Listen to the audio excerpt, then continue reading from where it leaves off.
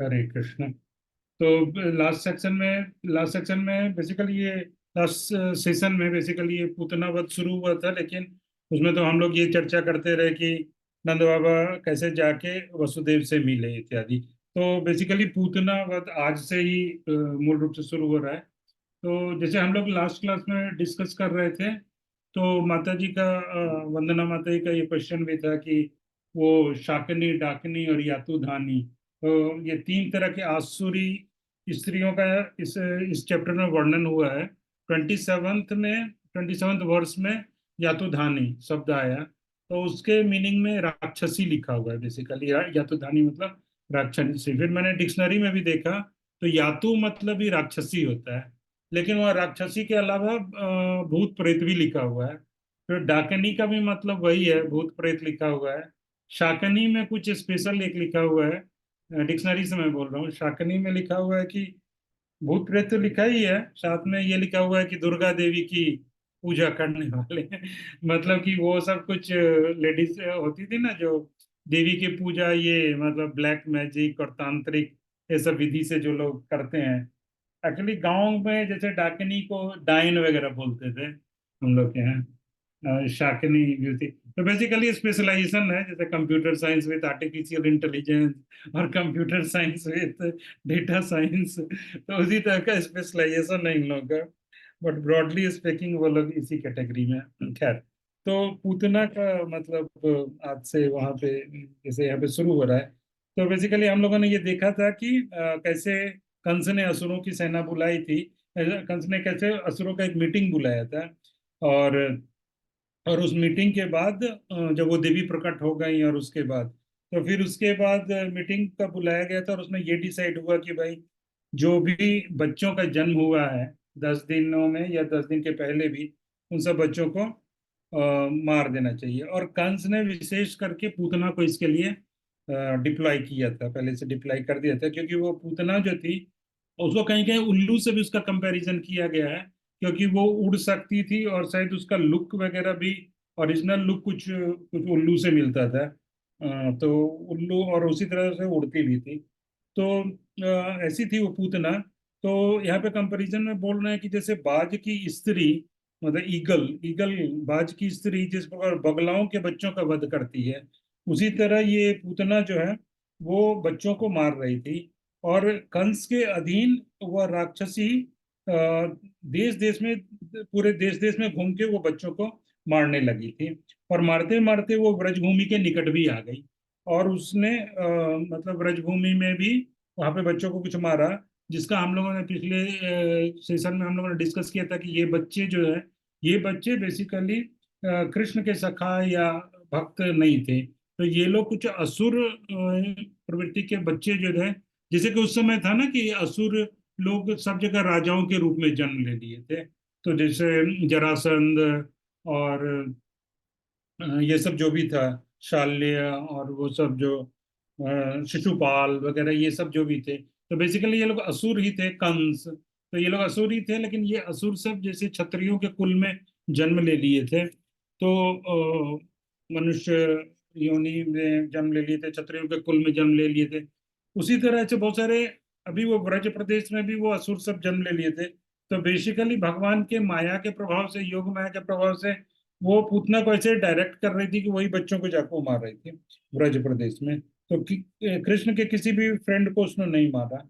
तो फिर उसका, पूतना का वर्णन कर रहे हैं कि वो इतना भयानक था, उसका देखने में इतनी भयानक थी कि उसको देख के दिख रहे हैं जैसे कि ब्रह्मांड कांपता था पूतना को। उसका जो मुंह था, उस एक तो बड़ा सा, जैसा राक्षस वगैरह का हम लोग देखते हैं, बड़े बड़े दांत और बड़ा मुंह होता है। और उसके ऊपर उसने जटा बना के रखा था, अपने बालों का बहुत बड़ा जटा बना के रखा था।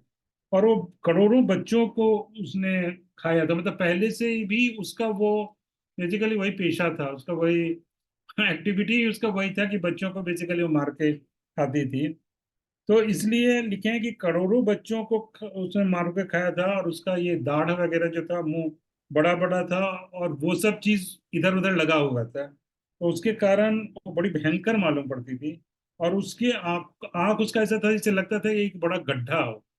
तो तो उसके आंख गड्ढे जैसे थे, और उसकी आंख में जो पलक थी तो वो ऐसा लग रहा था कि जैसे बड़े बड़े सांप हैं, वो फन उठा के खड़े हैं, ऐसा लग रहा था।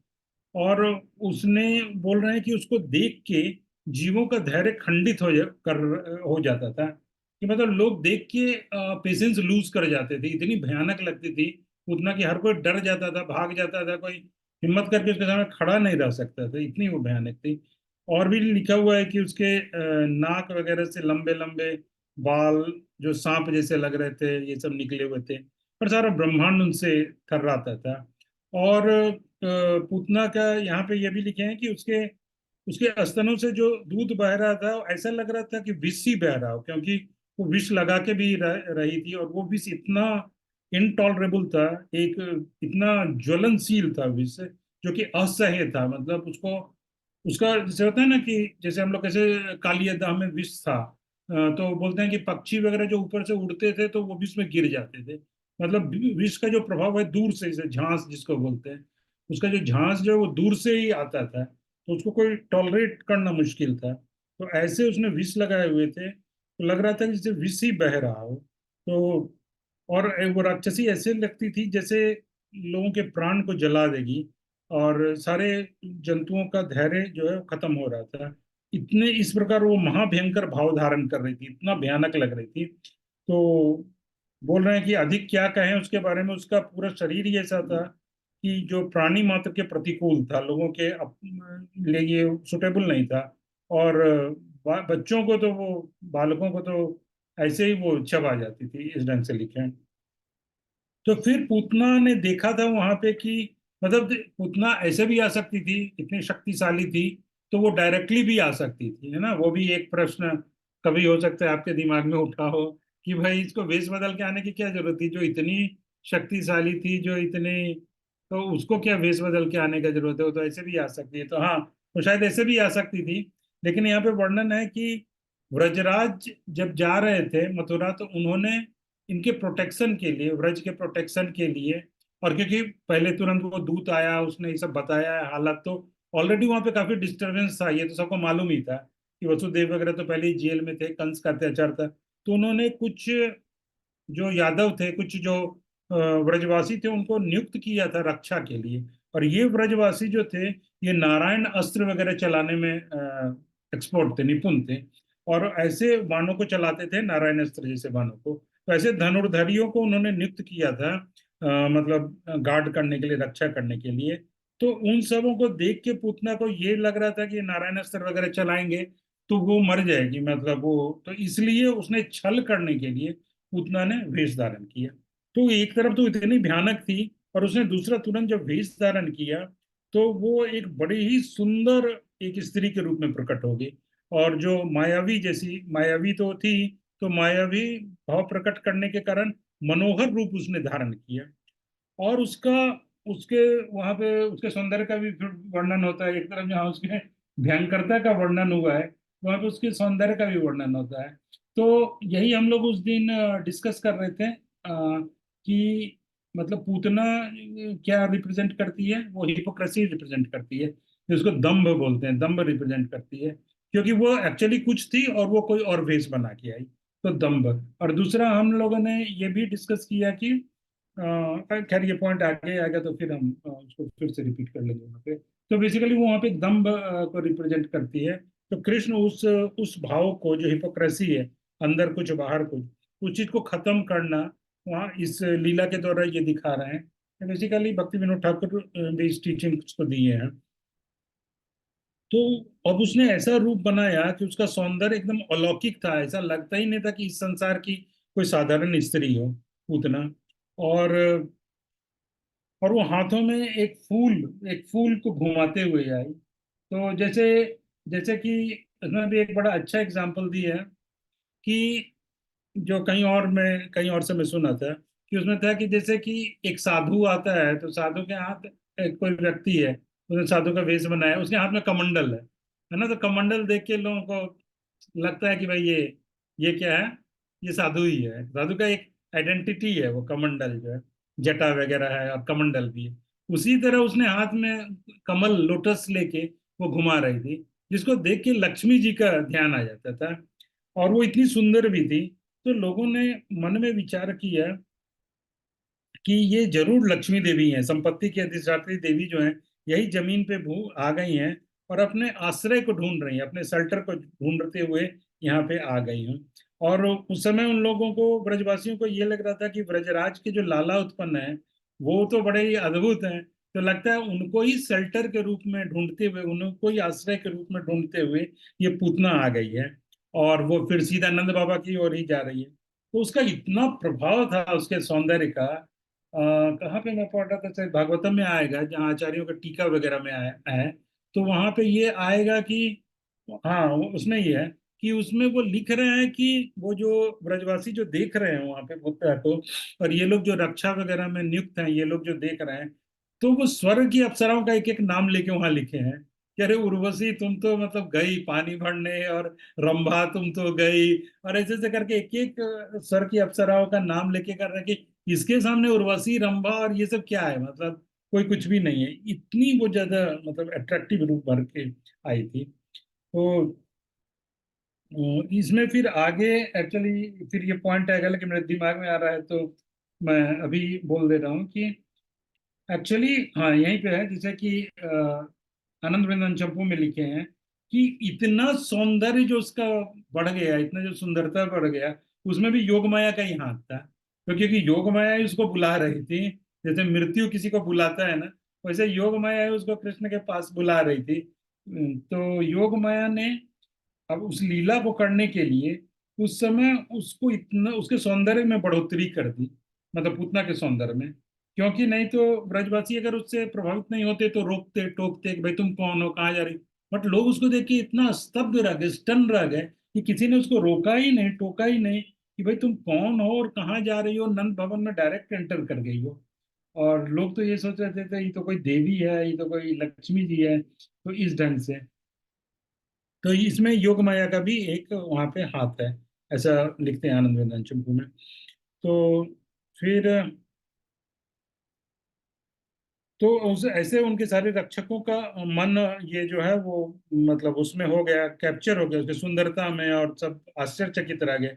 तो किसी ने उसको रोका नहीं, और महावन में वो घुसते चली गई अंदर। और जो बालक की रक्षा करने वाली धाई वगैरह थी वहां पे, जो धाई थी, जो काम करने वाली जो स्त्रियां थी, तो यशोदा माई की सहयोगी या उनकी उनकी सर्वेंट जो है स्त्रियां, वो लोग भी मतलब कोई इसको रोक नहीं पाया, उसका इतना ज्यादा प्रभाव था। और तो फिर यहाँ पे आगे वही पॉइंट आ रहा है जो हम लोगों ने उस दिन डिस्कस किया कि वो पंख से उड़ने, मतलब ये जो पूतना टाइप की या इस टाइप की जो असुरी स्त्रियां हैं, वह जो है वहां पे नहीं आ सकती है जहाँ पे भगवान श्री कृष्ण का श्रवण और कीर्तन होता है। फिर वहां पे जाने का तो सवाल ही नहीं उठता है कि जहाँ पे मतलब स्वयं भगवान विराजमान हो। और इसके पक्ष में और भी लिखते हैं कि एक्चुअली भक्ति तो बहुत ऊपर की चीज है, जहाँ पे कर्म कांड और ज्ञान कांड भी होता है, वहां पे भी ऐसे लोग नहीं आ सकते हैं। फिर भक्तों की तो बात ही अलग है, और फिर जहाँ भगवान स्वयं उपस्थित हैं, उसकी तो बात ही कहना क्या है, उसकी तो बात ही अलग है, वहां पे वो कैसे आ सकती थी। लेकिन वो वैसे ही बच्चों को मारते आई जो कंस के पक्ष के थे, और इस तरह योग मैंने उसको वहां पे आने के लिए दिया, क्योंकि कृष्ण को मारना था, तो इस और कृष्ण को वो लीला भी करना था। और उस लीला का एक पार्ट वो भी है, अहो बकी स्तन कालकूटम, कि ऐसी ऐसी बकी को भी, जो ऐसी स्त्री जो इतना द्वेष करके कृष्ण के पास आई, जो कृष्ण को मारने के लिए आई, तो भगवान भी कितने करुणामय है कि उन्होंने ऐसी स्त्री को भी, उन्होंने इतनी बड़ी गति प्राप्त कर दी। ये फिर आएगा डिस्कशन में ये टॉपिक। तो इस ऐसे पहुंच गई इस तरह श्री ब्रजधाम में इस पूतना के आगमन आदि कार्यक्रम।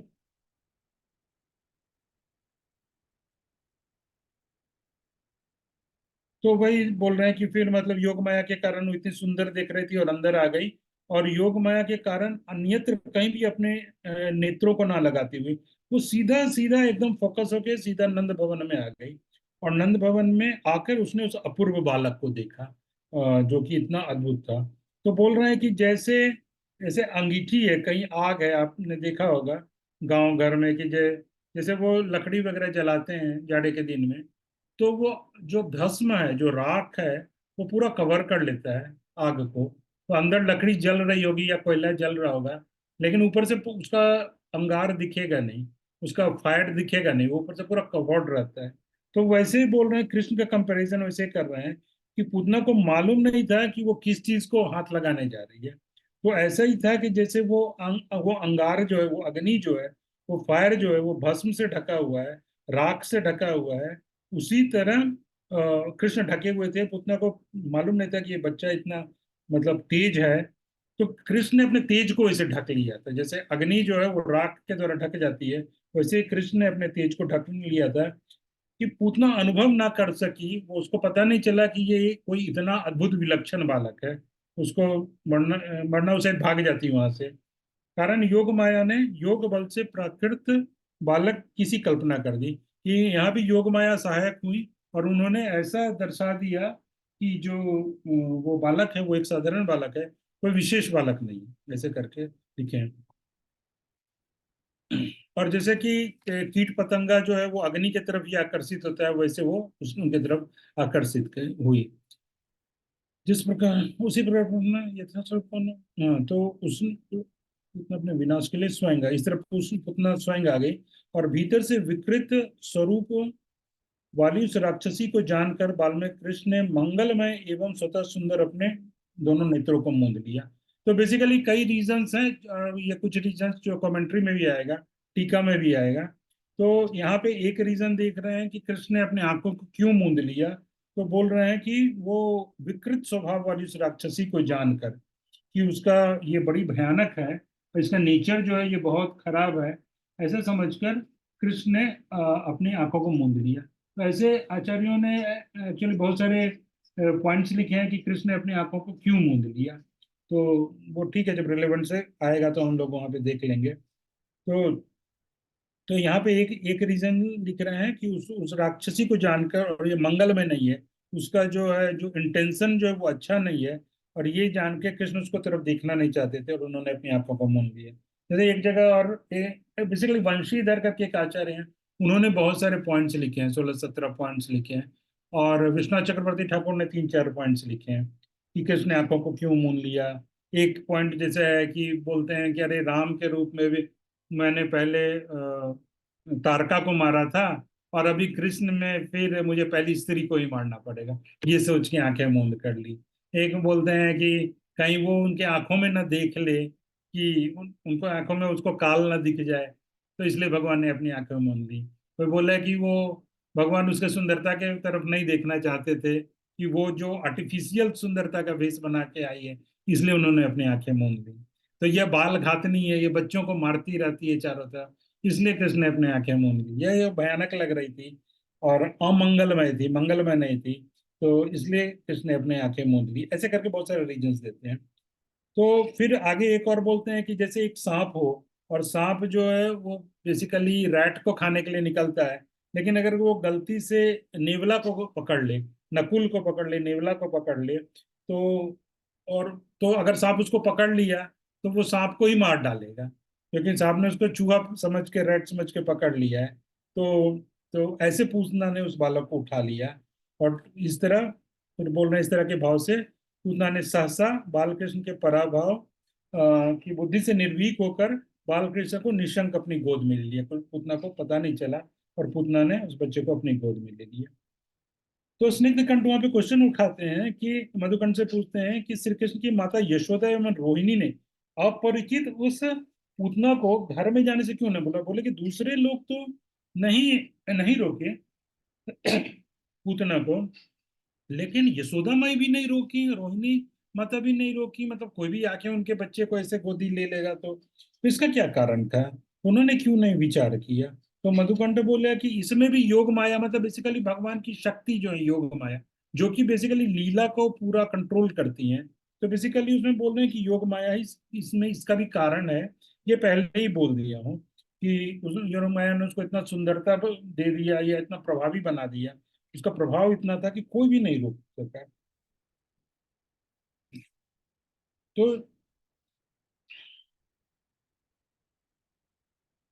तो उस तरह जब पूतना अंदर मतलब एंटर हुई अंतःपुर में, तो फिर वही था कि उसका शरीर इतना मतलब इतना सुंदर था। और वो एक एक और कंपैरिजन करते हैं, जैसे तलवार के साथ करते हैं कि तलवार जो है, शॉर्ट जो है वो बहुत ही तीखा होता है, बहुत शार्प होता है, लेकिन उसका जो कवरिंग रहता है वो बहुत कई बार सॉफ्ट होता है, लेदर से बना होता है, या कोई बहुत अच्छा क्लॉथिंग का उसमें क्लॉथ वगैरह रहता है, वेलवेट वगैरह, तो ऊपर से वो कितना मुलायम चिकना लगता है, लेकिन अंदर से वो कितना हार्ड रहता है और कितना शार्प रहता है।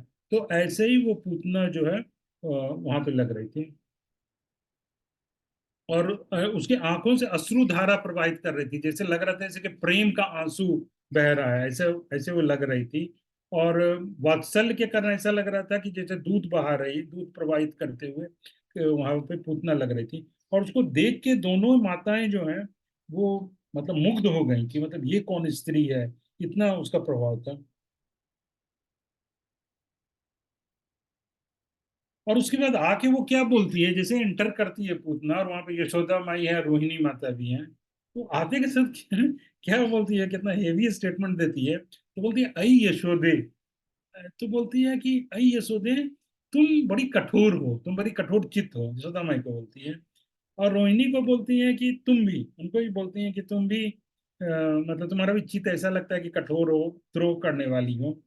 बोलते क्यों ऐसा बोल रही है, तो बोले इतना सुंदर लाला तुमको हुआ है, इतना सुंदर तुम्हारा बेटा है, सुकुमार है और इतना कोमल है, और इसको तुम पलंग पे सुला के रखी हो, इसको तुम झूले पे सुला के रखी हो, और अपने हृदय पे धारण करके नहीं रखी हो। ऐसा बात बोलते हुए वो आई, जैसे देखा उसने बच्चे को ना, वहां पे यशोदा माई रोनी माई थी, तो ऐसा बोल रही है कि आप इतने कठोर हो, इतना सुंदर लाला को तो हमेशा हृदय पे धारण करके रखना चाहिए, और तुम उसको ऐसे पलंग पे और उसमें झूला वगैरह में डाल के रखी हुई हो, और हृदय पे नहीं धारण कर के रखी हो। और बोलती है कि देखो प्राण जो है, प्राण तो हृदय में रखा जाता है, और फिर प्राण से भी जो अधिक प्रिय पुत्र है उसका तो कहना ही क्या। ऐसा बोलते हुए बोलते हैं, और बोलती हैं वहां पे आगे क्या, कि तुम मनुष्य के रूप में राक्षसी जैसी हो, यशोदा माई को बोलती है, रोहिणी माता को। मतलब ये देखो उसने कितना बड़ा अपराध भी किया था, लेकिन फिर भी भगवान ने उसके ऊपर कितनी कृपा की। तो बोली कि राक्षसी से भी ज्यादा तुम रूखे मन की हो, और तुम्हारे जैसे मनुष्यों का मतलब तुम्हारे जैसे मनुष्य को धिक्कार है, ऐसे करके बोलती है। और बोलती है कि देखो मैं तो संपत्ति की अधिष्ठात्री देवी लक्ष्मी होकर भी तुम्हारे द्वारा उत्पन्न पुत्र को, जो कि इतना अद्भुत है, इतना विलक्षण पुत्र है, इसका इसका चर्चा मैंने सुना कि इतना अद्भुत पुत्र है तुम्हारा, तो उसको देखने के लिए मैं तुरंत आ गई यहाँ पे, तुरंत आ गई। और ये लगभग छठे दिन का ये लीला है ना, तो 5 दिन का महोत्सव मनाया गया, तो छठी का जो छठी वगैरह का रहता है ना, तो उस समय का ये लीला है उतना का, या कहीं वर्णन है तीसरे दिन का भी लीला कहीं बोलते हैं। तो जो भी हो 3 दिन से, क्योंकि इसमें गोपाल चंपू में लिखा हुआ था आगे 5 दिन का लिखा हुआ था कि फेस्टिवल ऑलरेडी हो गया, तो ये मेरे ख्याल से छठे दिन की लीला है। तो बोल रही है कि मैं तुरंत आ गई ऐसा सुनते हुए, और मैं तुम्हारे बच्चे को देखने आई हूँ जिससे मैं अपने नेत्रों को आनंद कर सकूं।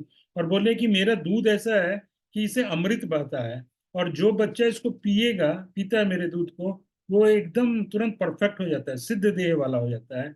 इसलिए मैं इस बालक को सर्व सुख विधान करने वाली धाई बन जाऊंगी। तो बोलती है इसलिए मैं इस बालक को दूध, अपना दूध पिला के, और मैं इसकी धाई बन जाऊंगी, ऐसा करके वो बोलती है कि ऐसी धाई जो हमेशा उसका उसका सुख का विधान करे, मतलब हमेशा उसके लिए फेवरेबल चीजों को अरेंज करे और फेवरेबल चीजें उसको दे, ऐसी धाई बनेगी। तो ऐसा ऐसा वहां पे आके वो बोलती है।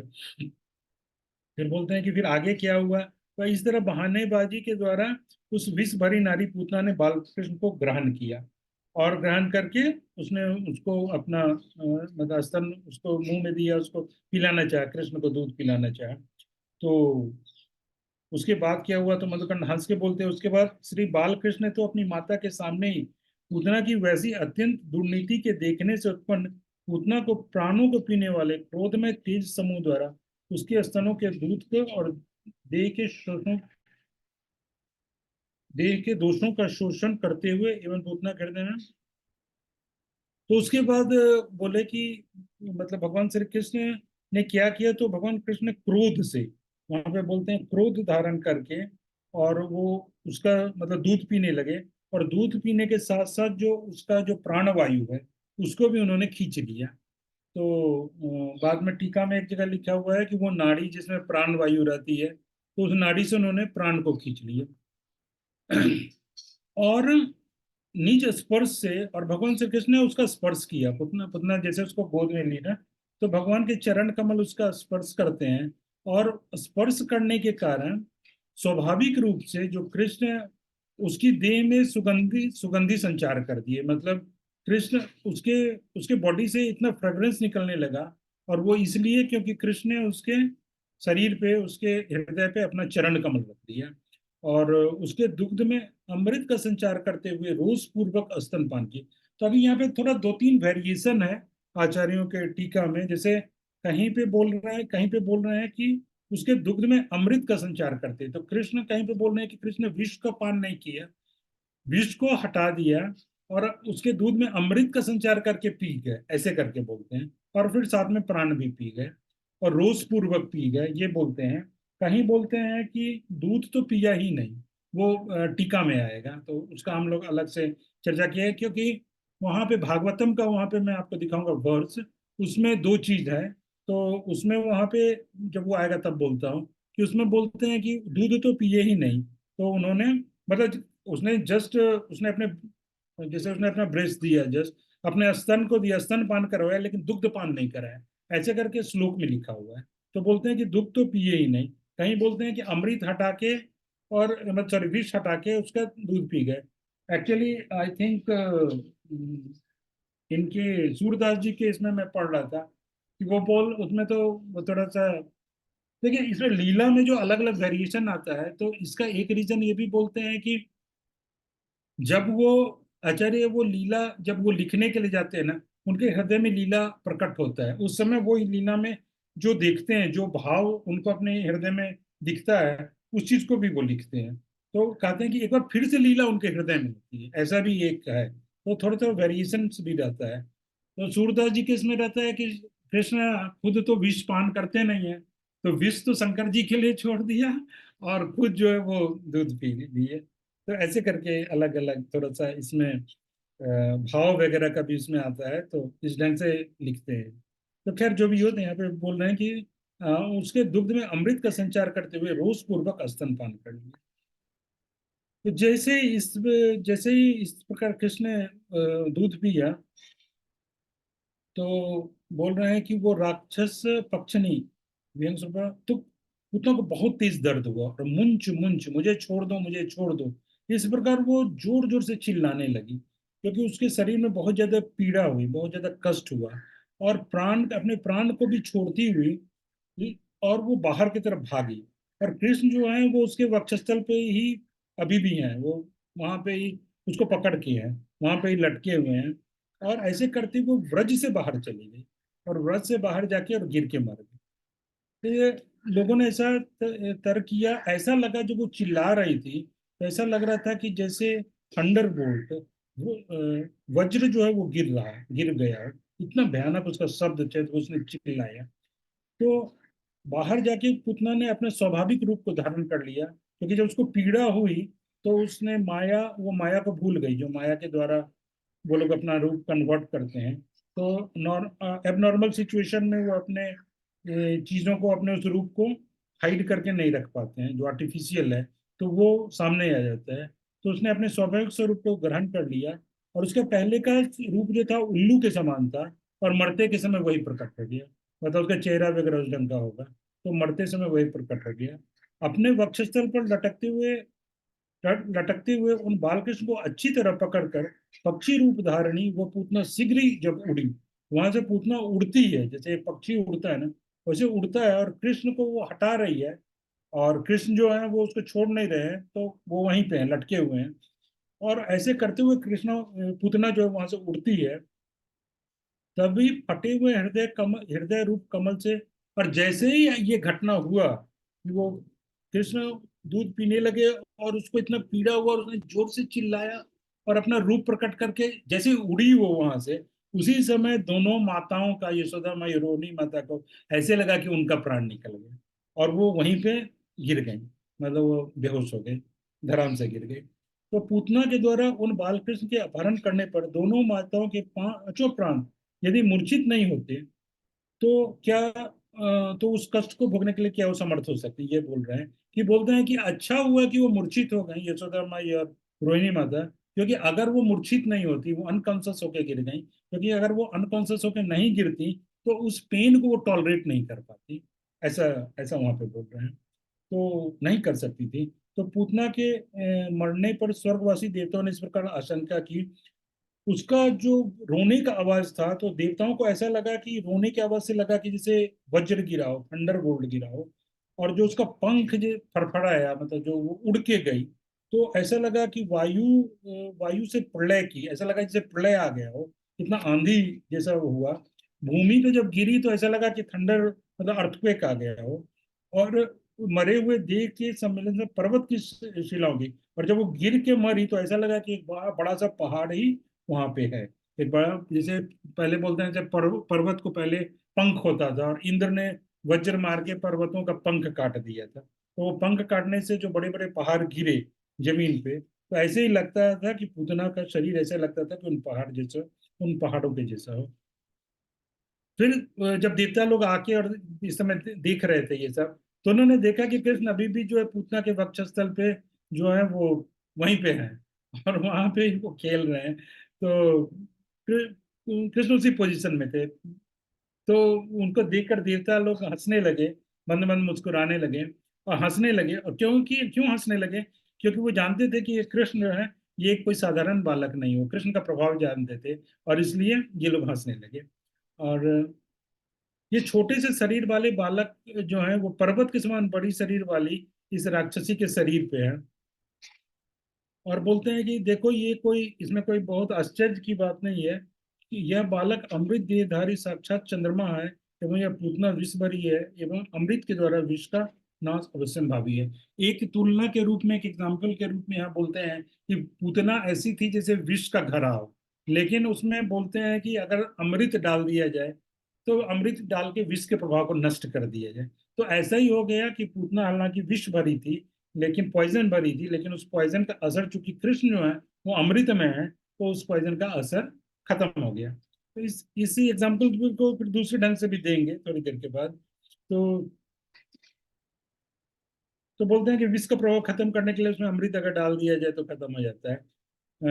किंतु आश्चर्य, लेकिन एक वहां पे आश्चर्य बोलते हैं कि पूतना ना तो मतलब विषैली की विषैली रही, और कृष्ण अमृत अमृत में ही रहे, और दोनों अपने अपने नेचर में रहे, दोनों में किसी का नेचर चेंज नहीं हुआ।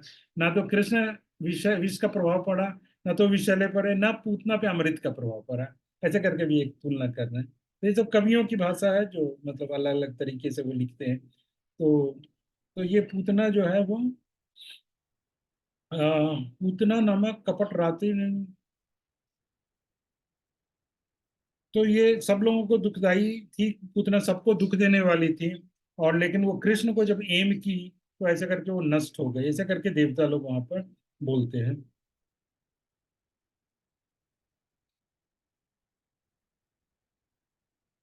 तो जैसे बोलते हैं कि रात्रि जो है वो जैसे सूर्य रात्रि के निकट आता है तो रात्रि खत्म हो जाती है, उसी तरह कृष्ण के निकट आकर पूतना खत्म हो गई। तो ऐसे अलग अलग एग्जाम्पल्स देते हैं। तो ठीक है, वो सब चीज को थोड़ा काफी बार डिस्कस किए हैं, मैं यहाँ पर स्किप कर देता हूँ। तो स्तनपान कर, तो यहाँ पे बड़ा एक एक अच्छा यहाँ पे लिखते हैं कि देखिए, भगवान जो है वो वृंदावन में जब असुरों को मारते हैं, तो भगवान कोई अस्त्र नहीं उठाते हैं, है ना। वो खेल खेल में ही असुरों को मार देते हैं कृष्ण, क्योंकि वहां पे वो उनका वो माधुर्य वाला ही रूप है, ऐश्वर्य रूप प्रकट नहीं होता है। हालांकि वहां पे फिर आगे आएगा कि जब जब कृष्ण ने दूध पीना शुरू किया, तो कृष्ण की संहारिकात्मिका शक्ति, संहारात्मिका शक्ति, जो संहार करती, जो डिस्ट्रॉय करती है, वो पोटेंसी जो है वो प्रकट हो गई, और उस पोटेंसी ने पूतना को मार दिया। ऐसा बोलते हैं कि कृष्ण की वो शक्ति ने पूतना को मार दिया। और जनरली कृष्ण चूंकि वहाँ माधुर्य में है, वृंदावन में, तो ऐसी जो शक्तियां हैं भगवान की, तो वो लोग सेवा के लिए अलर्ट रहती हैं, उनको हमेशा वेट करते रहती हैं कि कब मुझे मौका मिलेगा, मैं से सेवा करूंगी। लेकिन उनको मौका कम मिलता है, तो जैसे मौका मिलता है तो वो वहां पे प्रकट हो जाते हैं। तो ये एक भाव है। लेकिन एक और भाव है कि जो भी राक्षस को मार रहे हैं कृष्ण, वो ऐसे ही मार रहे हैं, तो खेल खेल में ऐसा जैसे कि उन्होंने मारा ही नहीं, मतलब मैंने क्या किया, वो बोले कि, बोल रहे भाई मैंने क्या किया। तो पूतना को बोलते हैं, ऐसे लिखे हैं जीव गोस्वामी कि पूतना को बोलते हैं कि देखो जो छोटा बच्चा है और जो अभी माता माँ का दूध पे पलता है, तो उसके लिए तो माँ का दूध जो है वही उसका जीविका है, उसी से उसका जीवन चलता है। और इतने में भी देखो पूतना तुम स्वयं ही आकर तुम मुझे दूध पिलाई, मतलब स्वयं ही आके तुमने अपना स्तन मेरे मुंह में दिया, मेरे मुख में दिया उसका पान करने के लिए। तो मैं तो एक छोटा बच्चा हूँ, मैं तो दूध पीने वाला हूँ, दूध से ही मेरा पेट भरेगा, वही उसी से मैं जिंदा रहूंगा, उसी से वही मेरी जीविका है। तो मैंने दूध को पी लिया। अब इतने में भी अगर तू मर जाती है तो मर जा, मैं क्या करूं। तो ऐसे करके बोलते हैं कि तुम मर जाती है तो मर जा, मैं क्या करूं। मैंने तो कुछ नहीं किया, मैंने तो तुमने दूध पिलाया, मैंने दूध पिया। इसमें तू मर जाती है तो मर जा, इसमें मेरा क्या अपराध है।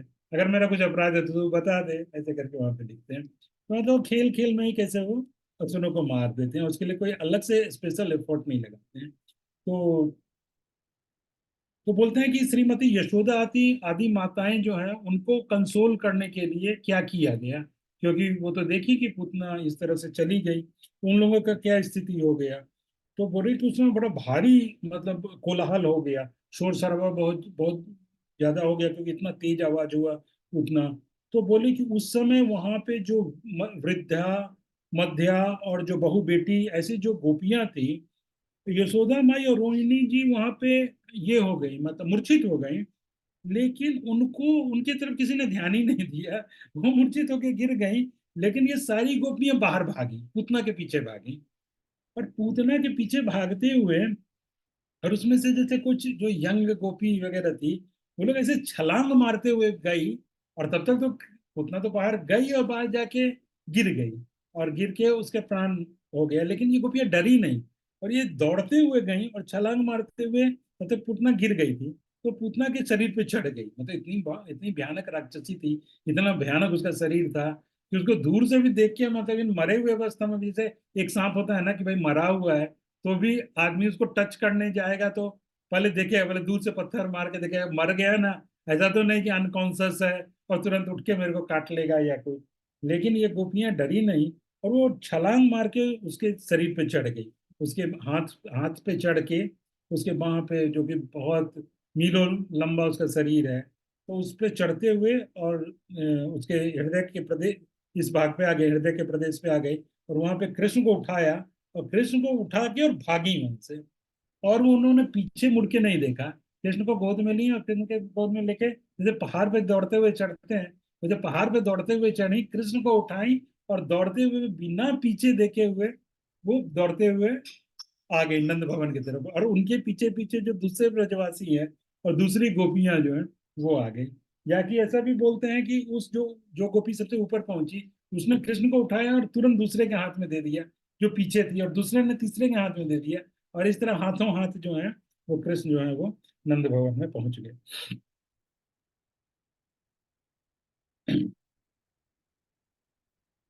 फिर यहाँ पे तो दोनों माता मूर्छित थी, तो ये लोग जो भाग लेते हुए कृष्ण को लेके और दौड़ते हुए यहाँ पे आ गई। अब यहाँ आई तो ये दोनों अभी भी मूर्छित हैं, यशोदा माई और रोहिणी माता। तो इन दोनों माताओं को देखकर मतलब वो लोग थोड़ा सा सब वहां पे रुक गए, सहम गए कि अरे ये। अब तो उनको ध्यान आया कि भाई ये दोनों तो अनकॉन्सियस हो गई हैं, अनकॉन्सियस होकर यहाँ गिर गई हैं, मूर्छित हो गई हैं। तो उन लोगों ने यशोदा माई को जगाने के लिए क्या किया, मतलब वो तो उनका कॉन्सियसनेस जो अनकॉन्सियस कॉन्सियसनेस आ नहीं रहा था, मूर्छा टूट नहीं रहा था, तो उन लोगों ने उस बालक को, कृष्ण को, उनके गोद में डाल दिया, यशोदा माई को। तो बालक के गोद में आते ही, मतलब पुत्र लाभ रूप अमृत के द्वारा सभी प्राणों की रक्षा संगठित होने के बाद, तो उन जब बालक का स्पर्श हुआ, कृष्ण का स्पर्श हुआ, तो अमृत जैसा काम किया। और तब इनकी जो है मूर्छा टूटी, दोनों माताओं की। दोनों माताएं पुनः आनंद जनित दूसरी प्रकार की और जब इनको पता चला कि कृष्ण आ गए, और उनको इतना शौक लगा था, तो वो कृष्ण को देखी और उनको विश्वास नहीं हुआ कि कृष्ण आ गए हैं। तो कृष्ण को देख के अब अगली बार उस खुशी से फिर से मूर्छित हो गई, फिर से अनकॉन्शियस होके गिर गई। तो ऐसे बार बार ऐसा हुआ। और जैसे बोलते हैं कि जैसे ग्रीष्म ऋतु है, समर में क्या होता है कि जमीन पे पानी को छिड़कते हैं, लेकिन एक बार छिड़कने से कुछ नहीं होता है, वो पानी जो तुरंत सूख जाता है। तो समर में नॉर्थ इंडिया वगैरह में या दूसरे जगहों पे भी, साउथ में भी आपने देखा हो, तो बार बार पानी छिड़कते हैं। तो फिर छिड़कने से तब वो जाके वो वहां पे ना थोड़ा सा नमी जैसा हो जाता है। वैसे ही बोल रहे हैं कि बार बार कृष्ण का गोद में लेना और कृष्ण के द्वारा चुम्बन चुम्बन वगैरह करवाना। तो इस प्रकार से है वो माताएं धीरे धीरे ऐसे होश में आई, और होश में आके फिर वो थोड़ा शांत हो गई। और फिर देखते हुए कृष्ण, बालक को देखते हुए, कृष्ण को देखते हुए दोनों माताओं के आंखों से निरंतर प्रेम का आंसू बहने लगा, मोटी मोटी प्रेम आंसू की धाराएं बहने लगी। और वो दो लोग बहुत ही ज्यादा व्यग्र हो गई, बहुत ही ज्यादा एजिटेटेड थी, बहुत ही ज्यादा डिस्टर्ब थी। और पश्चात अन्य गोपियों द्वारा दूध पिलाने के लिए समुद्र धीरे फिर धीरे धीरे वो लोग ये हुए, मतलब थोड़े शांत हुए। और फिर बार बार बाल मुकुंद का आलिंगन कराया गया, दोनों माताओं के गोद में देके बार बार उन्होंने कृष्ण का आलिंगन किया, उनको हक किया। बारंबार उनका मुंह दिखाया गया, बार बार उनका मुख चुंबन कराया गया, उनके मस्तक को सुंघाया गया। माताओं के नेत्र जल द्वारा अभिषक्त कराया गया, मतलब माताओं का जो आंखों से आंसू बह रहा है वो उसे कृष्ण का ऐसा लग रहा है जैसे अभिषेक हो रहा है। और सामने की जमीन पे बैठाया गया बंधु बांधवों के सामने, और दोनों माताओं को लग रहा था कि अपना प्राण बस कृष्ण के ऊपर न्यौछावर कर दें। और बोल रहे थे, फिर गोपियां उनको कंसोल करके बोल रही हैं कि देखो ये बात सही है कि पूतना इस बालक को ले गई है, लेकिन ये भी सही सही है कि ये तुम्हारा ही पुत्र है, और ये अब यहाँ पे वापस सुरक्षित आ गया है। और इस तरह खूब समझाया गया दोनों माताओं को। और फिर भी ये दोनों माताएं जो हैं कि कृष्ण को पूत नारी के रूप में नहीं देख सके, मतलब वो लोग ये नहीं, इस रूप में कृष्ण को नहीं देख सके कि मेरा ये जो लल्ला है इसने उस इतनी बड़ी राक्षसी को मार दिया है। क्योंकि उनका माँ का वात्सल्य प्रेम इतना ज्यादा है कि वो अपने बच्चे को तो बच्चे ही समझते हो, तो कोई कल्पना में भी नहीं सोच सकता ना भाई इतना छोटा बच्चा कैसे मार देगा। तो ये तो जरूर भगवान की कृपा है, नारायण की कृपा है कि उन्होंने मार दिया। तो ऐसे करके वो कृष्ण को पूत नारी के रूप में नहीं देख सके। तो अचानक से यशोदा माया को ध्यान में आया कि अरे वो दूसरे बच्चे को देखो, वो ठीक है ना। अभी तो पूरा कंसंट्रेशन है कृष्ण के ऊपर था, फिर बलराम के ऊपर गया। तो फिर यशोदा माता ऐसे खुद उठने वाली हुई तो रोहिणी जी ने उनको रोका, रोहिणी जी उठ के गई अंदर। और फिर देखी कि बलराम जो है वो एकदम पूरा मंगल युक्त है, ऑस्पिशियस है, वो कुछ प्रॉब्लम नहीं है, आराम से है, हंस रहे हैं। तो रोहिणी जी ने फिर उनका भी, मतलब उनका भी जो टोना टमना वगैरह जो है, नजर उतारना और ये वो सब कुछ किया, जो भी रिचुअल्स वगैरह भगवान के नाम, आगे भागवतम में आएगा कि कैसे भगवान के नामों से उनका अलग अलग उनके शरीर पे तिलक वगैरह किया, जैसे हम लोग तिलक करते हैं भगवान का नाम लेके। तो ऐसे करके लिया। और फिर वो फिर आके, और ये रोहिणी माता फिर से यशोदा माई के पास आकर और उनको सांत्वना देने लगी। फिर आगे बोलते हैं कि कृष्ण को मतलब वो सारा इनऑस्पिशियस चीज खत्म करने के लिए गोमूत्र से स्नान कराया, मतलब में भी पानी में थोड़ा गोमूत्र वगैरह डाल के स्नान कराए होंगे। और मंत्रों के द्वारा उनकी रक्षा की, बहुत तरह के मंत्र को। और बोलते हैं कि उनको इतना शास्त्र का ज्ञान था गोपियों को इन सब चीजों का, कि ये देख के जो पंडित लोग हैं वो लोग भी आश्चर्यचकित रह गए कि भाई हो जाए कि भाई इनको इतना मालूम है। तो अलग अलग मंत्र और अलग अलग रिचुअल से बच्चे की रक्षा के लिए उन्होंने किया, उपाय किया, प्रेयर्स किए। तो फिर उसके बाद यशोदा माई बोलती हैं, जो वहाँ पे वृद्ध गोपियां हैं, जो बूढ़ी इस गोपियां, उनसे बोलती हैं कि आप लोगों की ही इतनी इच्छा थी कि, मतलब बोलती हैं कि हम लोगों की तो इतनी इच्छा नहीं थी कि पुत्र मिले, मतलब हम लोग तो उस इच्छा को छोड़ ही चुके थे, लेकिन आप लोगों की इतनी इच्छा थी कि हम लोगों के पुत्र हो जाए। तो आप लोगों के ही आशीर्वाद से, आप लोगों के डिजायर के कारण हम लोगों को ये पुत्र प्राप्त हुआ है। और ये बालक को भी हम आपको ही अर्पित करते हैं, ऐसा को बोल के कृष्ण को उनके चरणों में प्रणाम करवाती हैं सारी वृद्ध गोपियों को। कृष्ण प्रणाम करते तो होता है ना, बच्चों को ऐसे उठा के उनके चरण में लगाए, तो ऐसे करके उनके चरणों में लगाती हैं। और इस तरह सब प्रेमाश्रु बहाते रहती हैं यशोदा माई और वो सारी गोपियां भी। और वो सारी गोपियां भी आशीर्वाद देती हैं, बोलती हैं हमारा जितना पुण्य है वो सारा इस बच्चे को लग जाए। जितना भी हमने जो कुछ भी अच्छा किया है हमारे माता पिता के कुल क्रम में, मतलब मदर फादर के साइड से, और इधर से भी जितना भी पुण्य समूह है हमारे पास, वो सब तुम्हारे पुत्र को लग जाए, और इसके मंगल और आनंद में ही वो यूज हो, और ये सदा सुखी रहे। ऐसे करके वो उनको आशीर्वाद देती हैं। उसके बाद वो लोग फिर आरती करती हैं और अलाय बलाय उतारती हैं, नजर वगैरह। एवं श्री कृष्ण को सांत्वना के लिए सभी मिलकर आनंदित होकर वहीं उसी फिर सब स्त्रियां वहीं पे उसी तरह बैठी हुई हैं। और उसके बाद उन वो लोग उसी चीज को डिस्कस कर रहे हैं कि कैसे कैसे क्या क्या हुआ। सब लोग की क्या क्या होता है ना, कोई इतनी बड़ी घटना हो गई तो उसने बोला मैंने ये देखा, अरे मैंने वो देखा, वो ऐसे आई थी, वो ऐसे गई, उसने ऐसा बोला। इस ढंग से वो लोग सब। तो यशोदा माई वगैरह भी बोलती हैं, लेकिन वो लोग जब बोलने का प्रयास करती हैं तो उनका गला रूंध जाता है, वो बोल नहीं पाती हैं।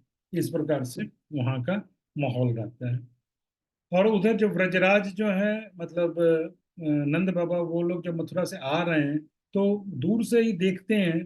तो वो लोग देख के वो निश्चय नहीं कर पाते हैं कि क्या उधर चल रहा है, क्योंकि उसके देह को देख के उनको ऐसा लगता है कि जैसे ये यहाँ पे कोई पहाड़ जैसा दिख रहा है, क्योंकि अभी बहुत दूर है।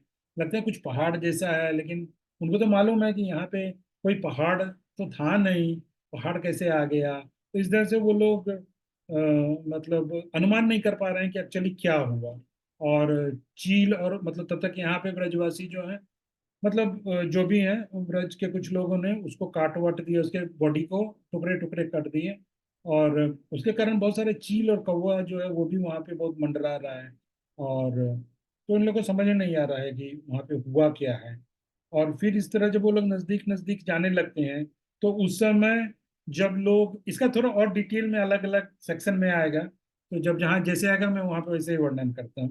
तो जब वो लोग इस तरह से नजदीक जाते हैं सोचते हुए कि जैसे फिर बाद में टीका में आएगा कि तब तक जब तक ये लोग नजदीक आते हैं तब तक उसमें ऑलरेडी उनके उसके बॉडी को आग लगा दी गई थी और वो धुआं उठने लगा था। तो धुआं का भी अलग अलग वो देख के सोच रहे हैं कि धुआं क्या है क्या है।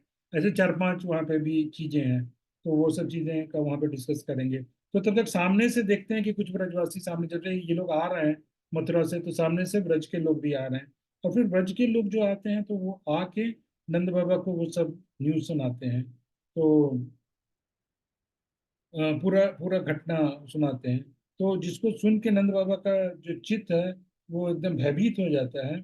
और वहां पे बोल रहे हैं कि जब वो बोलते हैं कि पूतना पूतना जो है वो उनके पुत्र को लेके गई, तो इस समाचार से नंद बाबा अभी सुनते के साथ कि पूतना कृष्ण को लेके गई, तो ऐसा नंदुआ गिरने ही वाले होते हैं, मूर्छित होने ही वाले होते हैं। तब तक किसी ने कोई बोल देते हैं कि लेकिन कृष्ण ने पूतना को मार दिया। ऐसे सुन के वो कॉन्सियस हो जाते हैं, अनकॉन्सियस होने ही वाले हैं कि कॉन्सियस हो जाते हैं। तो तो उसका दृष्टांत यह है कि जैसे कोई मनुष्य दुर्दम काले नाग के दांतों का अगर, तो उसका एग्जाम्पल दे रहे हैं कि जैसे सांप किसी को डस ले तो उसका प्राण जाने ही वाला था, लेकिन तुरंत उसको कोई मंत्र आता है तो वो मंत्र जपने लगा, तो उस मंत्र से विष का प्रभाव दूर हो गया और वो मरते मरते बच गया। वैसे नंद बाबा से सुन के कि पूतना कृष्ण को लेके चली गई और ऐसे उनका प्राण जाने ही वाला था, लेकिन तब तक उन लोगों ने बोल दिया कि लेकिन कृष्ण ने ही उसको मार दिया, तो ऐसे नंद बाबा बच गए। श्री ब्रजराज की भी वही अवस्था हुई, अर्थात पूतना लाला। हाँ, ये तो हो गया। तो फिर बोलते हैं कि पूतना का शरीर जो था वो लंबाई में 6 कोस था। 6 कोस मतलब लगभग मेरे ख्याल से 12 किलोमीटर, 12 किलोमीटर लंबा। और उसकी चौड़ाई 2 कोस थी। ऐसे ऐसे बॉडी था 2 कोस, मतलब 4 किलोमीटर मोटा मोटी। और ऊंचाई जो 1 कोस थी, मतलब 2 किलोमीटर ऊंचा। मतलब 2 किलोमीटर ऊंचा कितना होता है? तो अगर हम लोग गए थे ना नरसिंह देव भगवान के वहां पे अहोबिलम, तो हम लोगों ने जहां से चढ़ाई शुरू की थी वहां से टॉप वो 2 किलोमीटर का था। तो उसको चढ़ने में हमने को कितना टाइम लगा था, लेकिन गोपियां ऐसे भागते भागते गई और जाके लेके आ गई कृष्ण को। तो ऐसी थी, इतना बड़ा था उतना का शरीर। तो इसमें जो है सो महावन कितना लंबा चौड़ा है ये बता रहे हैं। और लेकिन पूतना जो गिरी तो वो महावन के अंदर नहीं गिरी और महावन के बाहर गिरी। और जो गिरी क्योंकि उसका था कि भगवान की योग माया वहां पे ये भगवान देख रहे थे कि अगर ये व्रज में गिरी मतलब महावन में गिरी तब तो बहुत सारे लोग इसके शरीर के 12 किलोमीटर लंबा, तो बहुत सारे लोग उसके शरीर के नीचे ही दब के मर जाएंगे। इसलिए उसको व्रज के बाहर गिराया, यमुना के पास गिराया और ब्रज के बाहर। और उससे सिर्फ पेड़ गिरे, मतलब वो पेड़ों के ऊपर गिरी और वो एक गार्डन के ऊपर गिरी। और वो गार्डन भी जो किसका था, कंस का गार्डन था, क्योंकि उसका जो जो फल वगैरह था, आम वगैरह का पेड़ था, तो वो आम वगैरह के पेड़ से कंस को ही जाता था। कंस का ही गार्डन था, वही उसको खाता हुआ था। तो कंस का ही नुकसान हुआ, अपना कोई नुकसान नहीं हुआ। तो ये है। और जो किसने पुतना के शरीर को काटा, तो बोलते हैं कि ब्रजवासियों वहां पे कुछ चमार जाति जो है, जो लोग चमड़े का काम करते हैं, वो लोग भी थे। तो उन लोगों ने कृष्ण, वो उसको, पूतना का शरीर जो था वो भी बड़ा कठोर था, वज्र के समान कठोर था। लेकिन वो इतना उनका पावर था, मतलब उस जाति के जो लोग थे, जो चमड़े वगैरह का काम करते हैं, तो बोल रहे हैं कि उनका भी इतना तेज है, वो भी इतने शक्तिशाली हैं, उनका भी इतना प्रभाव है कि उन लोगों ने एकदम तुरंत ही अपने कुल्हाड़ी से, अपने कुठारों से उसके शरीर को खंड खंड कर दिया। और खंड खंड करके एक के ऊपर एक ऐसे लगा के, और लकड़ी वगैरह इकट्ठा करके, लकड़ी तो तोड़ ही दी थी गार्डन में, अपना लकड़ी गिरा ही होगा, वो सब कोई समेट दिए होंगे।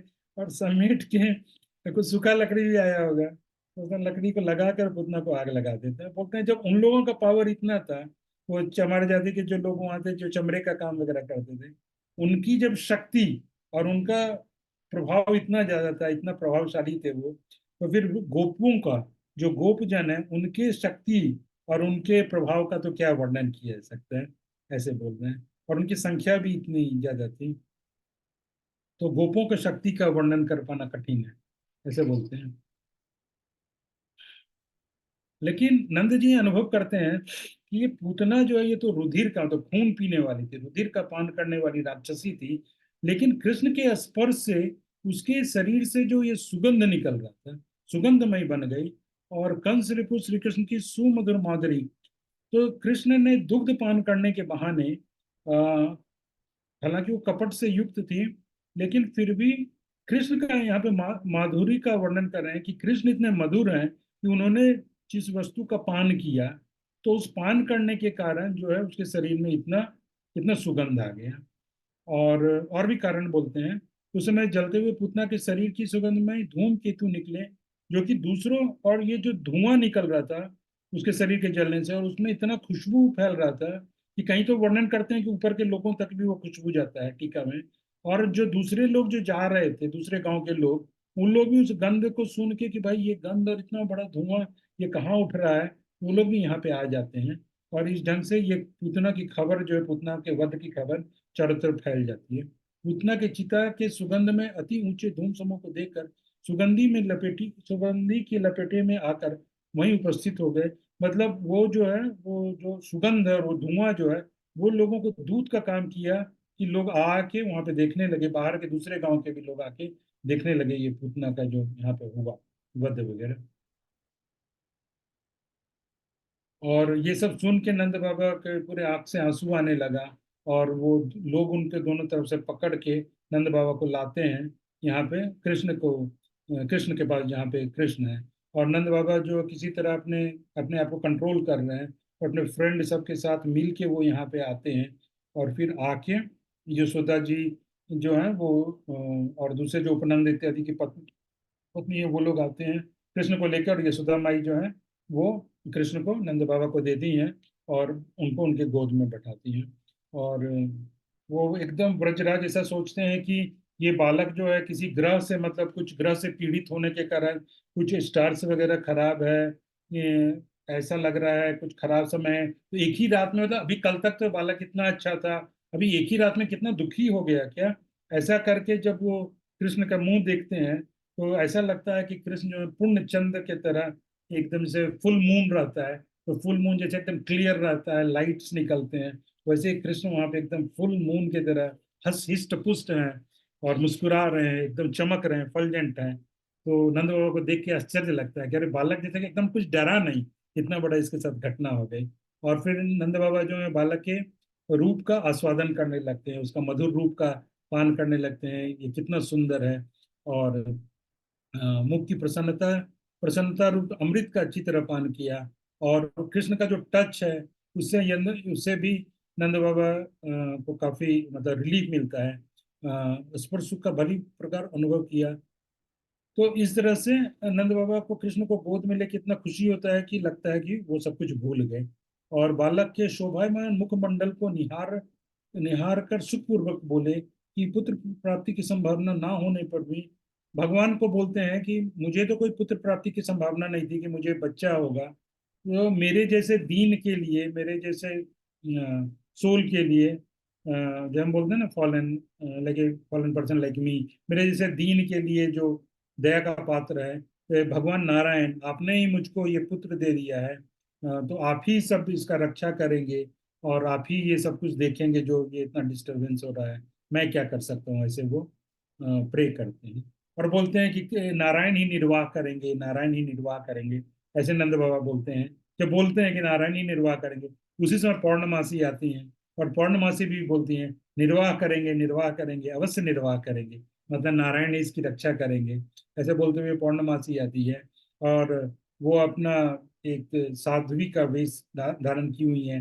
अपना जटा वगैरह बनाई हुई हैं और सब उठ के उनको प्रणाम करते हैं और फिर उनसे समाधान पूछा जाता है, क्योंकि सब समझ जानते हैं कि पौर्णमासी जो है वो बड़ी साध्वी है, बड़ी तपस्वी है, उनको सब कुछ पता है, तो इसके लिए क्या किया जाए, प्रश्न करते हैं नंद बाबा की बालक की रक्षा के लिए, और अभी हमको क्या नेक्स्ट, अब हमको क्या करना चाहिए, तो पौर्णमासी फिर वही दान वगैरह के लिए बोलती हैं कि आप दान वगैरह कीजिए, और पौर्ण वो जो है नंद बाबा दान वगैरह वहाँ पे करते हैं।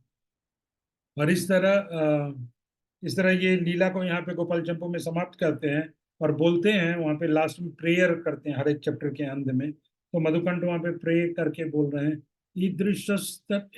ईदृशस्तनयो जात तब गोपते यत सा बाल राक्षसी यज्ञे जिस संसार राक्षसी, तो बोलते हैं हे गोपपते, मतलब हे नंद बाबा, तुम्हारे ऐसा विचित्र पुत्र उत्पन्न हुआ है, आपका आपका बेटा इतना औसम है, जिससे वह बाल राक्षसी पूतना अपने संसार की भी राक्षसी होगी, मतलब वो राक्षसी थी, दूसरों को मारती थी, लेकिन उसने अपने ही संसार की भक्षिका हो गई, अपने ही संसार को उसने खा लिया, अपने ही संसार को खत्म कर लिया, अर्थात तुम्हारे पुत्र द्वारा तो उसको मात्र गति मिल गई, और पुत्र जो है, मतलब आपकी जो पुत्र है कृष्ण है, उसने उसको माता की गति दे दी और सदा के लिए उसका जन्म मरण का संसार नष्ट हो गया, ये रिपीटेशन बर्थ डेथ जो था, ये cycle of birth and death, इससे निकाल के और उसको मातृ का दर्जा दे दिया। इस पॉइंट को हम आगे भी डिस्कस करेंगे टीका से जब हम देखेंगे, तो मधुकंठ ने कि उसको जो दर्जा मिला है वो एक्चुअली क्या है और उसमें क्या रेस्ट्रिक्शंस है और क्या है उसको एक्चुअली मिला, तो क्या मिला और क्या नहीं मिला, तो ये हम लोग आगे डिस्कस करेंगे टीका से। तो मधुकंठ ने अपने मन में पुनः यह विवेचना की कि देखो, पहले ये राक्षसी बालकों के रुधिर का भोजन करने वाली थी, पश्चात इस गोलोक में नंद कुमार की धाई होगी, पहले तो ये राक्षसी थी, बच्चों का खून वगैरह पीती थी, और अब ये गोलोक में धाई हो गई है, तो कहाँ तो वो ऐसा निम्न गति में थी, अधोगति में थी, और कहाँ भी इतनी उच्च गति को प्राप्त हो गई है, और ये सोच के तो बोल रहे हैं कि मेरे को भ्रम हो रहा है, मेरा ही हृदय जो है ये मतलब इसको समा नहीं पा रहा है, इस प्रकार के वृत्तांत समाप्त होते ही, तो उसके बाद उस दिन की कथा यहाँ पे समाप्त हो गई और फिर सारे श्रोता जो है अपने अपने घर के लिए चले गए। तो ये देखिए, वो वास्तव में ये बहुत ही आश्चर्य की बात है ना, मतलब इतना इतना जो पापिनी थी, इतनी जो बड़ी राक्षसी थी, और वो कृष्ण के प्रति भी इतना अपराध की, और यशोदा माई के भी प्रति अपराध की, रोहिणी पर, और उसको इतना ऊंचा गति मिल गया, तो ये कैसे संभव है, मतलब इसको वाकई, इसलिए कृष्ण बड़ा दया में बोलते हैं ना, मतलब कृष्ण बड़े ही दयालु हैं, बड़ी ही करुणा है, उनकी करुणा को समझना बहुत मुश्किल है। जगाई मधाई मधाई की कथा में हम सुनते हैं कि जब जगाई मधाई का सारा अकाउंट क्लियर कर दिए, चैतन्य महाप्रभु उसको गले लगा लिए, उसको माफ कर लिए, उसका सारा अकाउंट क्लियर कर देते हैं, तो यमराज को मूर्छा आ जाती है कि इतना पोथी का पोथी लिख लिख के इतना पूरा उनका रिकॉर्ड रूम भर गया था, और पूरा एक सेकंड में खत्म, everything is just vast away, चलो भाई अकाउंट क्लोज, पूरा ये सब फेंको, इसका कुछ जरूरत ही नहीं है, तो वहां पे बोलते हैं यमराज को मूर्छा आ गया, सुन के कह रहे ऐसे कैसे, तो यहाँ पे पूतना वो तो इतनी बड़ी थी, तो जगाई मदाई से भी बड़ी थी, राक्षसी थी, बच्चों को मार रही थी, बच्चों को मार खाना उसका पेशा था, ना जाने उसने कितने कुकर्म किए, कृष्ण को मारने के लिए आ गई, और मतलब आगे और कुछ वर्णन करेंगे, तो कृष्ण को कैसे मारती है, कैसे अपराध करती है, और उसको भगवान ने इतना ऊंचा दर्जा दे दिया, तो हो बकी हम स्तन कालकोट में जो वर्ष हमने पढ़ा, कम्बा दयालु शरणम ब्रजेना, आपसे ज्यादा दयालु कौन है, हे कृष्ण, आपसे ज्यादा दयालु कौन है। तो यहाँ से आनंद विंदन चंपू का कुछ लाइंस जो मैंने हाईलाइट किया है, बस वहां से, क्योंकि पूरा लीला तो हम नहीं ले पाएंगे, तो कुछ लाइंस को जहाँ जहाँ पे किए हैं तो उसको जस्ट डिस्कस करते हैं। तो यशोदा माई और नंद रोहिणी माता को लगा जब वो आई पूतना कि ये इतने वात्सल्यता को धारण करके ये अनुपम सौंदर्य सुंदरी कौन आ रही है, इतनी सुंदर स्त्री कौन है, तो उनको लगता है कि ये गौरी ही है क्या, कि मतलब पार्वती जी हैं क्या, या लक्ष्मी जी हैं क्या, एवं परम दयामय दृष्टि से क्या पृथ्वी देवी ही आ गई हैं क्या, या इंद्र की पत्नी इंद्राणी आ गई हैं क्या, या वरुण की पत्नी वरुणानी आ गई हैं क्या, या अग्नि की पत्नी अग्नाई आ गई है कि ऐसे वो लोग आपस में सोचने लगे। इस और बोलते हैं यहाँ पे आनंद विंदन जम्मू में बोल रहे हैं कवि कर्णपुर कि यशोदा माई को ऐसा भ्रम हो गया कि मैं इसकी माँ हूँ असली माँ, कि ये इसकी असली माँ है, इतना ज्यादा उसका प्रभाव होता है। तो जब तक यशोदा माई ऐसा सोच रही थी तब तक तो पूतना ने निडर होकर उस बालक को अपने गोद में ले लिया और गोद में लेना शुरू कर दिया, ऐसे बोल दिया। तो वो प्राणों के सहित पूतना का स्तनपान, तो उसमें परम कारुणिक भगवान श्री कृष्ण ने सच्चिदानंद संद्राग में शरीर वाले होकर भी लीला की शोभा के लिए अज्ञानता अंगीकार कर ली। तो बोलते हैं कि कृष्ण ने उस समय, कृष्ण को तो सब पता है, लेकिन लीला को विस्तार करने के लिए, लीला लीला की शोभा करने के लिए कृष्ण ने ऐसे एक्ट किया जैसे उनको कुछ मालूम नहीं हो, आंखें बंद कर ली और ऐसे एक्ट किया कि जैसे उनको मालूम नहीं है, और जो ये करना चाहती है करने दो मेरे साथ, ऐसे उन्होंने छोड़ दिया अपने आप को। उसके माता के वेश को देखते ही संतुष्ट हो गए। और इसमें एक बड़ा रीजन आता है कि इसको क्यों दे दिया कृष्ण ने धात्री का दर्जा, क्योंकि जस्ट वो वेश बना के आई थी, जस्ट वो गोप स्त्री का वेश बना के आई थी। दूध तो उसने, कहीं तो बोलते हैं कि दूध तो कृष्ण पिया ही नहीं, दूध तो पान ही नहीं किए, और उसने दूध पिलाया ही नहीं, मतलब उसने जैसे स्तन पान कराया लेकिन दूध दूध का पान नहीं हुआ, ऐसा भी बोलते हैं। लेकिन बोलते हैं कि क्यों दे दिया, क्योंकि जस्ट वो ब्रजवासियों की तरह एक्टिंग कर रही थी, जस्ट उनके जैसा गोप स्त्री के जैसा वेश बना के आई थी। तो जस्ट इसके लिए उसको खुश होके कृष्ण ने उसको माता का दर्जा दे दिया, माता के वेश में आई, तो उसको देख के वो सेटिस्फाई हो गए और माता का दर्जा दे दिया। और बोलते हैं कि स्वयं ही उसके गोद में चढ़ गए और उसके प्राण नाड़ी को अच्छी तरह खींच करके और पूतना को तत्काल समझ, और पूतना का मतलब वहां पे पूतना का वध कर दिया, प्राण नाड़ी को अच्छी तरह उसका प्राण ले लिए। और जैसे बोलते हैं कि जैसे कि आम को लोग खा के आम को चूज कर गुठली को फेंक देते हैं, वैसे ही पूतना को व्रज के बाहर फेंक दिया। अपने घर में नहीं गिराया, बाहर फेंक दिया, और खुद तो उसके गोद में ही बने रहे। और यही आश्चर्य है। और महावन से बाहर निकल के यमुना के किनारे पटक दिया, क्योंकि नगर में गिरने से तो उसके शरीर से दब के बहुत सारे लोग मर जाते हैं। और फिर बोलते हैं कि उस पुतना के देह से बाहर के जमीन वो जो था कि 6 कोस यानी कि 12 किलोमीटर के वृक्षों को गिरा दिया।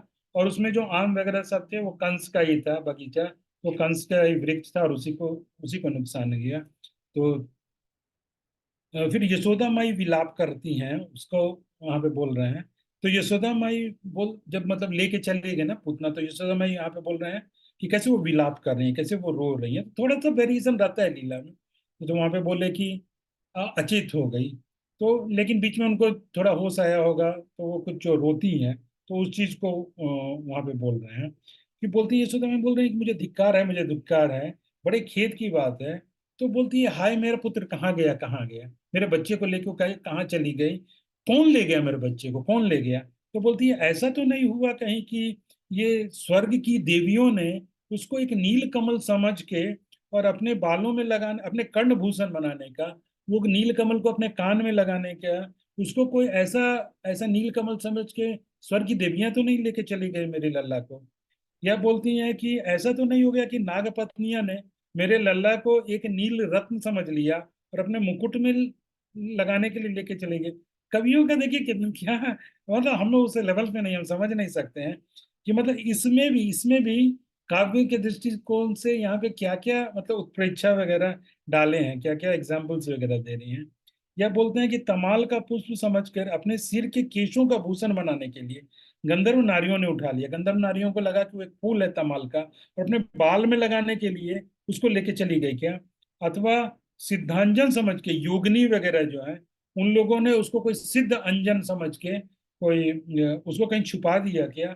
या चंद्रमा की कालिका समझकर शंकर बाबा ने उसको अपनी जटा रूपी वनी में पहुंचा दिया क्या, तो उनको लगा कि वो एक चंद्रमा है, और शंकर जी लेके तो कहीं अपने जटा में नहीं लगा लिए, ऐसे करके बोल रही हैं। अथवा यह सब मेरी अतिशय प्रबल, या मेरा ही जो दुर्भाग्य है, जो मेरा जो बैड लक है, उसका ही ये दुष्परिणाम है क्या, कि वो बच्चा चला गया, और मैं कितनी अयोग्य माता हूँ, यह समझकर यह समझकर वह स्वयं ही किसी दूसरी नाते, तो ऐसे करके यशोदा माई चलती हैं और एक एक कदम पे गिर जाती हैं, और उनको मूर्छा आती है। और फिर जब यशोदा माई को सांत्वना मिलता है, तो अपना पुत्र शीघ्र ही मिल जाए, तो तदंतर श्री यशोदा को अपना पुत्र शीघ्र ही मिल जाए, मानो इसी भाव से मूर्छा के द्वारा स्वयं त्यागी हुई, मतलब यशोदा माई मूर्छित हो गई, लेकिन मूर्छा ने यशोदा माई को त्याग दिया, मतलब अनकॉन्सियसनेस जो है उसने यशोदा माई को छोड़ दिया, ये सोच के कि इसको जल्दी से इसका बेटा मिल जाए। वह यशोदा पुनः सचेत हो गई और बोली कि अरे भैया, तुम में से कौन जानते हो, बताओ मेरा लाला किसने चुराया है, और कहाँ जाकर कैसे मैं उसको प्राप्त कर सकूंगी।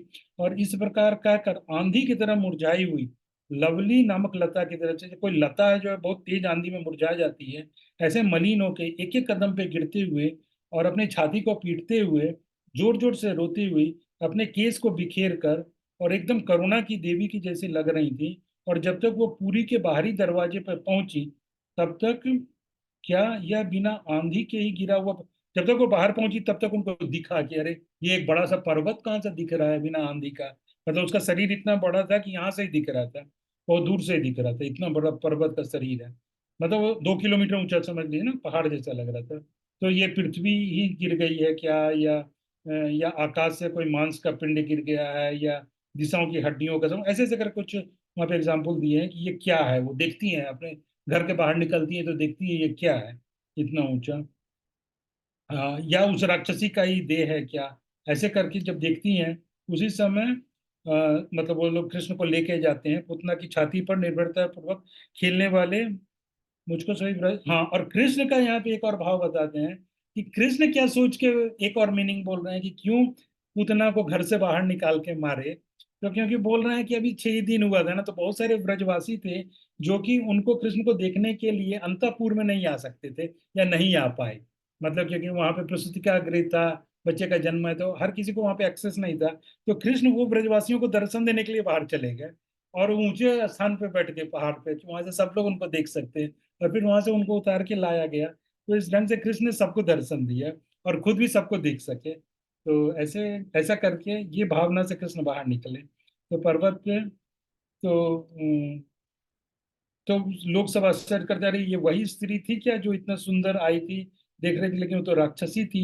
लेकिन देखो, वो राक्षसी इतना इस खराब भावना से आई थी, लेकिन नंद बाबा का द्रोह करने के कारण, नंद बाबा से उसको मतलब इन्वियसनेस था, तो इन्वियसनेस था, तो उसके कारण इसकी क्या दशा हो गई, ये मर गई। मतलब हमारे नंद बाबा कितने पावरफुल हैं, उनका भाग्य कैसा है, ऐसे करके ब्रजवासी सोचते हैं।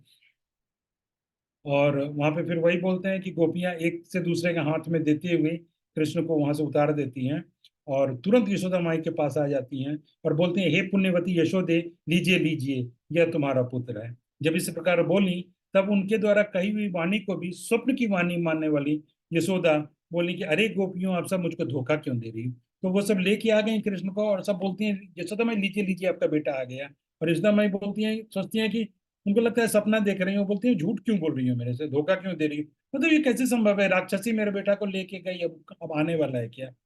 इस प्रकार कहकर शोक रूपद्रह से आक्रांत सी होकर, जब वो विश्वास नहीं करती है, तब उसकी गोद में दी हुई पुत्र के स्पर्श ने ही उसको विश्वास दिला दिया। तो उनके बात पे यशोदा माई को विश्वास नहीं होता है, लेकिन जब उनके गोद में दे देते हैं कृष्ण को, तब उसका स्पर्श पाकर यशोदा माई को बोलती है, हाँ आ गया, नाक खोलती है, और उनको लगता है कि लाल आ गया। तो इसके बाद थोड़ा सा और सेक्शन है इस बुक से, जस्ट कुछ एक 10 मिनट का रहेगा, और कुछ टीका से और भागवतम से कुछ काफी इम्पोर्टेंट कुछ पॉइंट्स है, कुछ कॉन्सेप्ट्स है, तो उसको हम लोग अपने अगले सेशन में डिस्कस कर लेंगे। और अगले सेशन में हमारा ये उतना वध समाप्त हो जाएगा, और उसके बाद फिर नेक्स्ट असुर, शक्टासुर का नंबर आएगा, और फिर इसका उसको कृष्ण भगवान मार देंगे। तो ऐसे ही है, ये लीला कथा तो बहुत लंबी है, चलेगी। अभी तो असुरों का वध हो रहा है, तो कुछ असुर का वध होगा, फिर गोवर्धन लीला होगी, उसके पूर्वा पूर्वा राग वगैरह होगा, फिर गोपियां वगैरह आएंगी, गोपियों का चर्चा आएगा, गोपियों का प्रवेश होगा इस लीला में, और आगे बहुत कुछ होगा। तो आप लोग ऐसे कंटिन्यू कीजिए नीला श्रवण में, सप्ताह में एक दिन, और कभी कभी तो गैप होगा ही। तो इसके साथ आप लोगों का बहुत बहुत धन्यवाद, और एक बार हरे कृष्ण महामंत्र बोल के ये आज की कथा को यहाँ पे विराम दे देंगे। Hare Krishna Krishna Krishna Hare Hare, Hare Ram. Thank you very much. Hare Krishna. अगर किसी का कोई क्वेश्चन कमेंट है आप बोल सकते हैं, otherwise we can end the class. Hare Krishna. Hare Krishna, Prabhuji. Thank you, Prabhuji. The last point was very beautiful that like Jagannath ji, Krishna also went outside to give darshan. Yes वो उनका और उनके भक्तों के बीच का जो है, तो और टीका में बहुत सारे कुछ ऐसे टेक्निकल पॉइंट्स भी आएंगे, हम क्वेश्चंस जो हमारे माइंड में रहते हैं रोज, तभी अच्छे से कुछ पॉइंट्स आएंगे। Thank you. यस माता जी, वंदना। हरे कृष्ण प्रभु जी, आप बता रहे थे कि भगवान की संहारिका शक्ति के बारे में। हाँ, वो क्या है? तो बेसिकली जैसे भगवान को वो क्या कॉन्सेप्ट है कि भगवान की बहुत सारी शक्तियां हैं। शक्ति मतलब बेसिकली हमारा जो सिद्धांत है, ये तो खैर बहुत बड़ा टॉपिक है, तो जैसे शक्ति और शक्तिमान में कोई अंतर नहीं है। तो हमारा क्या सिद्धांत है कि कृष्ण है और कृष्ण की बहुत सारी शक्तियां हैं, और उनकी भगवान अपनी शक्तियों के माध्यम से काम करते हैं। तो जैसे योग माया भी उनकी एक शक्ति है, इसी तरह उनकी बहुत सारी शक्तियां हैं। तो वो उसमें से एक संहारात्मिका शक्ति है जो संहार का काम करती है, डिस्ट्रक्शन का काम करती है, क्योंकि क्रिएशन, मेंटेनेंस और डिस्ट्रक्शन ये सब तो भगवान की शक्तियों के कारण ही होता है ना। तो उसी तरह उनका डिस्ट्रक्शन का एक शक्ति है, तो वो डिस्ट्रक्शन वाली शक्ति ने निकल के उसको मारा, ऐसे ऐसे वहां पे बोल रहे हैं कि मतलब वो जो काम करेंगे अभी, जैसे जैसे जैसे मान लीजिए कि थोड़ा सा ये मैं एक ऐसा एग्जांपल दे रहा हूँ जो इतना सुटेबल नहीं हो सकता है। जैसे मान लीजिए हमारे अंदर भी एक शक्ति है, जैसे मेरे अंदर ये हाथ उठा रहे हैं, तो हम बोलते हैं कि ये शक्ति है, या मैंने किसी को मारा, पंच मारा, तो वो मेरी शक्ति है ना, मैं अपनी शक्ति से उसको मारा। लेकिन वो शक्ति क्या मेरे से अलग है क्या? मेरे ही अंदर शक्ति, वो एक ही चीज है। तो उसी तरह कृष्ण और कृष्ण की विभिन्न शक्तियां, लेकिन वहां पे क्या ये शक्तियों का एक अपना रूप भी हो सकता है, जैसे योग माया एक शक्ति, उनका एक अपना रूप है, इस ढंग से। तो बस वो ऐसे ही एक पॉइंट था कि मतलब कृष्ण स्वयं नहीं मारते हैं, उनकी शक्ति मारती है, ऐसे कर। बट शक्ति और शक्तिमान में कोई अंतर नहीं है, हम जानते हैं। यही। और एक छोटा सा क्वेश्चन था प्रभु जी, कि आप बताए कि उन्होंने मतलब माता यशोदा के लिए भी कुछ अपशब्द यूज किए थे, हाँ, लेकिन इस तरह से हम इसको ऐसे समझ सकते हैं, अपशब्द तो यूज किए थे लेकिन इनडायरेक्टली वो कृष्ण के बारे में ही उनको कॉम्प्लीमेंट दे ग्लोरिफिकेशन। रहे थे। हाँ हाँ। हाँ, लेकिन कृष्ण को ग्लोरीफाई करने का ये मतलब तो नहीं है ना कि ऐसे ग्लोरिफिकेशन से तो भगवान नहीं प्रसन्न होंगे। इसलिए कहीं भी इस ग्लोरिफिकेशन का पूतना के संदर्भ में ये नहीं चर्चा हुआ कि हाँ पूतना ने कितने अच्छे प्रेयर्स किए, क्योंकि आप कभी भी उनका प्रेयर करते हुए उनके भक्तों को डाउन कर दोगे तो कृष्ण कभी भी खुश नहीं होंगे। मतलब वो बोल रही है कि यशोदा माई को कि राक्षसनियों के जैसा तुम्हारा हृदय कठोर है, तुम मनुष्य कैसी मनुष्य हो, राक्षसनी जैसी। तो बहुत बड़ा बात हो गया ना, उसकी माँ को राक्षसी बोल दिए। कृष्ण एक बार अपने ऊपर सुन लेते हैं, शिशुपाल ने और 100 बार कृष्ण को अपशब्द बोले, कृष्ण सुन लिए, लेकिन अपने भक्तों के ऊपर वो टॉलरेट नहीं कर सकते, क्योंकि उनके भक्त को, और ये तो स्वयं उनकी माता यशोदा माई जननी इतना प्यार उनसे करती हैं, कृष्ण हमेशा उनके ही पुत्र हैं, उनके बारे में वो कैसे सुनेंगे, नहीं सुन सकते। तो ये स्तुति नहीं है, ये बेसिकली निंदा ही है, तो इसको निंदा के रूप में देखेंगे। थैंक यू प्रभु जी, दंडवत प्रणाम। दंडवत। हालांकि बड़ाई है, लेकिन बड़ाई में चूंकि डिवोटीज का ऑफेंस हो गया बहुत बड़ा, तो वो फिर स्तुति नहीं रहेगा, वो निंदा हो गया।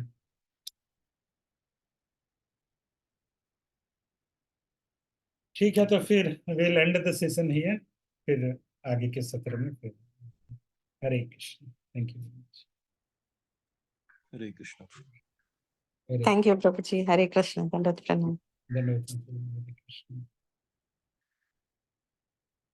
I'll just stop the recording and end the session.